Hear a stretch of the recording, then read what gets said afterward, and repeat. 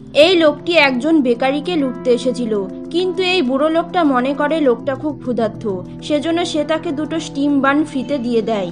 জীবনে প্রথমবার এই লোকটার ভালো কিছু মনে হয়েছিল, তখন সে ওই স্টিম বান নিয়ে চলে যায়। এরপর তার পরের দিন ওই লোকটা আবার তার দোকানের সামনে আসে, তখন ওই বুড়ো লোকটা যেই তাকে আবার স্টিম বান দিতে যাবে ততক্ষণে ওই লোকটা ওখান থেকে চলে যায়। এরপর বিকেলে লোকটা যেই দোকান বন্ধ করতে লাগে তখন সে একটা নিউজ পেপার দেখতে পায়, যেটায় ওই লোকটারই ছবি ছিল যাকে সে স্টিম বান দিয়েছিল। এরপর অনেকক্ষণ ভাবার পর সে পুলিশকে ফোন করে সব বলে দেয়। এরপর তার পরের দিন ওই লোকটা আবার তার দোকানের সামনে আসে, কিন্তু তখনই সে তার চাকুটা নিচে ফেলে দেয়, আর তখনই পুলিশ তাকে পেছন থেকে এসে ধরে নেয়। আর যখনই পুলিশ তাকে নিয়ে চলে যাচ্ছিল তখন লোকটা বলে যে আমিই আপনার টেবিলের ওপর নিউজ পেপারটা রেখেছিলাম। তখন বুড়ো লোকটা আবার নিউজ পেপারটা দেখতে যায়, যেটার ওপরে ওই লোকটা লিখেছিল যে আপনার দয়ালুতা আমার খুব ভালো লেগেছে, আর আমাকে যে ধরতে সাহায্য করবে সরকার তার জন্য 10 লাখ টাকা পুরস্কার দেবে, আর আমি চাই আপনি এই পুরস্কারটা পান।